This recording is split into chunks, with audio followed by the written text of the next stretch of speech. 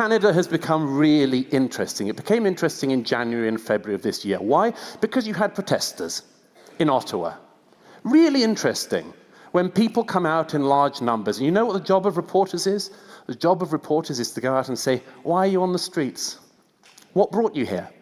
Why are you here with your kids? Why have you got a bouncy castle in the middle of Ottawa? That's a bit strange. Ask them questions. Just find out the story.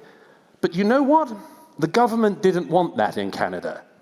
Your Prime Minister decided in advance that these people were, what did he do? All the modern excommunications. They were Nazis, they were white supremacists, they were anti-Semites, they were probably homophobes, they were misogynists, they were probably transphobes, etc., etc., etc. He did all the things you do in the modern political age if you want to just defenestrate somebody who's awkward to you. And then he brings in the Emergency Powers Act. Now, at such a time, what would the mainstream media do?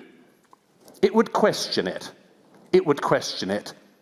The Canadian mainstream media did not. The Canadian mainstream media acted as an amen chorus of the Canadian government. I will give you a couple of examples, but ladies and gentlemen, I could go on for hours with examples of this. You had a CBC host describing the Freedom Convoy as a, quote, feral mob. You had a Toronto Star columnist saying, quote, sorry for the language, it's a homegrown hate farm that was then jet-fueled by an American right-funded rat-fucking operation. Jesus, they can't even write at these papers anymore.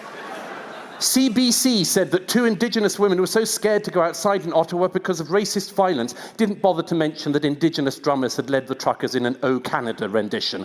The National Observer said that the many black and Indigenous Freedom Convoy supporters were in fact duped by the truckers. The Globe and Mail reporter said, my 13-year-old son told me to tell protesters I'm not a Jew out of fear of anti-Semitic violence without mentioning that one of the leaders of the convoy was himself Jewish. Now, why is this so rancid? Utterly, utterly rancid and corrupt. Because in this country, your media, your mainstream media, is funded by the government. A totally corrupted system. In 2018, election year, coincidence, the Canadian media is given $595 million over 5 years. The Toronto Star estimated it was going to be getting $3 million from the government in the first half of the year. It went on and on. So you see, the mainstream, the government in Canada can tell people they can tell the banks to shut down people's bank accounts. Oh yeah. Your government can do that, and if you're happy with that, just think about what would happen if the shoe was on the other foot. The government can do that, but in Canada, they can also tell the media what to do, and the media does the bidding of the Canadian government. That isn't a free society's media. I've seen unfree countries all my life, but this, in a developed, liberal democracy like Canada, is a disgrace. We're not saying don't read the mainstream media. We're just saying don't trust them.